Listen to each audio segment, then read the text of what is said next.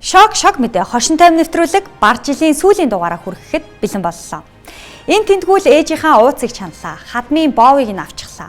Хоньны гараар мах татлаа гэх мэтээр сар шиндээ бэлдэн бужигнсан хөлтөө хөсөөнтэй 7 хоног байлаа.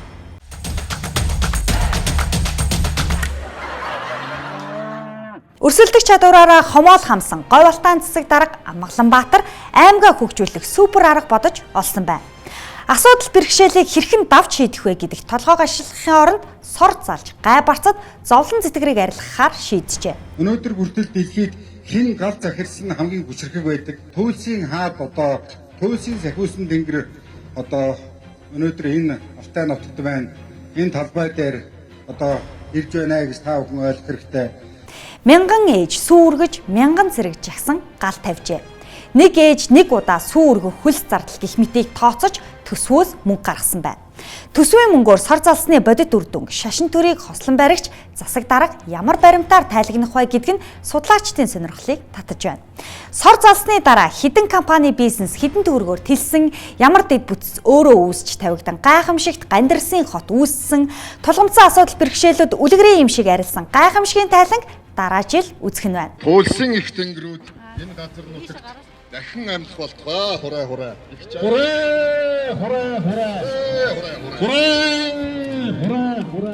Эрт үрдийн цагт сор залах нь гай барцад зовлон зэтгэр чөтгөр шулмыг даран сүнөөх шашны зан үйл байсан. Харин энэ цаг үед сор залснаар эдийн засаг нийгмийн хөгжилд гай болсон асуудал бэрхшээлийг шийдэхэд яаж тус болдог талаар судлагдаагүй байна. Хөгжингүй орнууд сор залахгүйгээр ажил хийж, асуудал шийдэж, дэвшиж, дээшилсэн ямар учиртай вэ? Үнс нурам үхэл зовлон дундаас өндийн боссон улс орнууд дайны галд хуухлагдж байсныг сор залагдсан гэж тооцох уу? Аймгийн зан Амгаланбаатар нарчилсан намаас 2 дахь удаага аймгийнхаа шашин төрийг хослон барихаар томилогдсон. Цэвэр усны савны шошгон дээр зураг хэвлүүлэх, нийтийн гэрлэл зохион байгуулан цус хойлох, нэгэн зэрэг хид хідэн хатан буулгасан гих зэрэг хил ам хэрүү шуугаан тарж яваач аймгийн хөгжлөөрөө баян ходоод болсоор байна. Хадсан нохой хазуулсан хүн хоёрыг нүүрэлдүүлсэн мэт шог гараагаар ажиллаа эхэлсэн эрүүл мэндийн сайд Чинзориг ахин дуйлааны эзэн боллоо.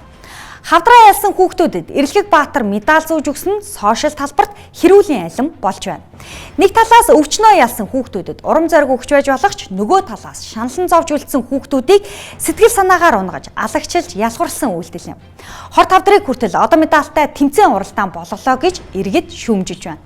Нөгөө талаас Чинзориг эрүүл мэндийн сайд болсон учраас энэ удаа медаль гардуулж олонний анхаарлын төвд орсноос бус 2017 оноос эхэлж уламжлал болсон Дэлхийн эрүүл мэндийн байгууллагын глобал санаачлага юм. Хор тавдартай хүүхдийн амьдрах чадварыг 60%-аас дээш нэмэх, эмчилгээнийхэн чанар хүртээмжийг 10 жилд 2 дахин өсгөж 1 сая хүүхдийн амь насыг аврах зорилготой санаачилгад Монгол нэгдсэн.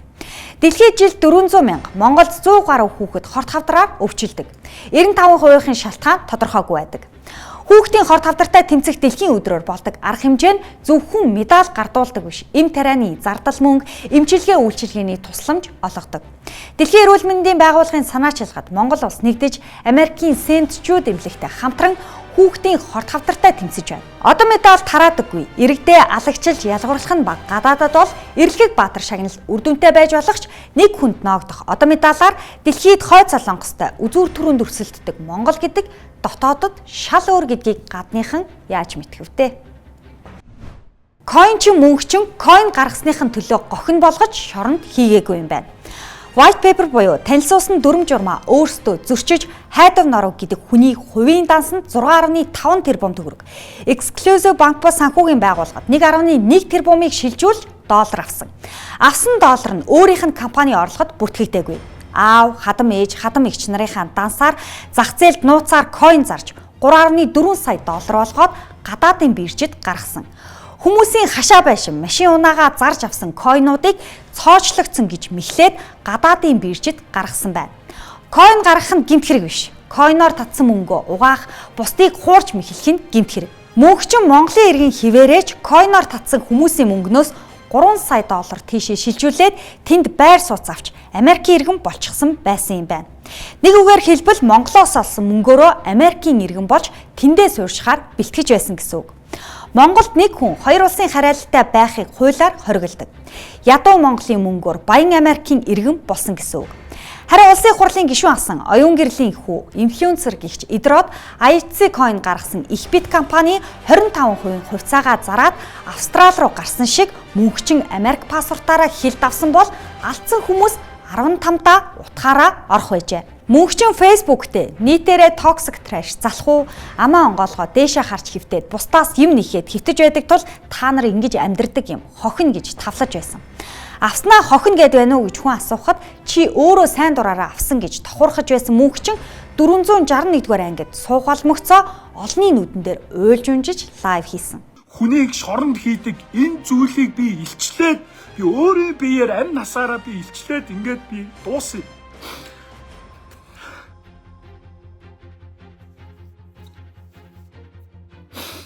Өөр хэлэх зүйл үнэхээр алга. Хүний мөнгөөр хүүдэгнэн гадаад аялалд 353 сая, рекламанд 327 сая, картын төлбөрт 300 сая гэх мэтээр цацаж сагсан бөмбөгийн баг хүртэл байгуулжээ. Мөнхчин нар coin гаргасан нь буруу биш. Coin-ийнхаа дүрмийг зөрчиж, нууцаар арилжиж, хувийн дансаар доллар авч гадагшаа гаргасан үйлдэлийг нь шалгаж байна. Нөгөө талаас мөнхчингийн буруу доторч зөв юм байна. Хөлс хүчээ зарц сууж юм хийж бүтээхийн оронд гар хөмхөн сууж байгаад гинэт баяж гинэн мухар шунлынхаа золиос олсон хүн мянгаараа хохино боллоо. Эрсдэлтэй бизнест хэдэн бор төгрөгөө хамаг байдгаа хуу хамаад өгөхөөс өмнө шуналтаа сохорхын оронд долоо хэмжиж нэг огтолж байхгүй бол хохино болоод дуусна. Цагдаагаас coin token-уудын 7 хэргийг шалгаж байна. Coin token гаргасныхын төлөө биш, виртуал хөрөнгийн тухай хуулийг зөрчиж, дотоод мэдээллийг хууль бусаар ашигласан, арилжааг урвуулан ашиглаж, мөнгө угаасан зэрэг үйлдэлээр нь шалгаж байгаа юм байна. Жишээ нь WPL coin-оор нийт 8.6 тэрбум төгрөг татснаас 88% хувьцаа эзэмшигч Эрдэнэбаяр 833 мянган долларыг мөрөнд тавьсан байна. Эрдэнэбаяр дээр монголчууд мухар сохор бооцоо тавиад Эрдэнэбаярын цаашаа Английн спорт бооцооны сайтад мөрийгөө тавьжээ. Нохоо сүүлээ сүүл хонгорцгоо гэдэг шиг юм болсон байна. World Plus Digital компанийн хувьд бол маш олон гаргасан coin-уудын зөвхөн нэг жишээ шүү дээ тийм ээ. Тэгэхээр өнөөдөр ингээд нөхцөл байдал дээр нь ирлээ. Опс нь бол таг төгжөөтэй ингээд тоосон дарагдсан юм нөхцөл байдалтай байна. Сууц зохиолч Достоевскигийн хэлснээр хулгайлцгаа ажил байх шивдэ гэдэг шиг л бие биенээ хулигтаад ядуу Монголоос хулигдсан мөнгө нь Баян Америк, Англи, Австрали руу шууран одож байна.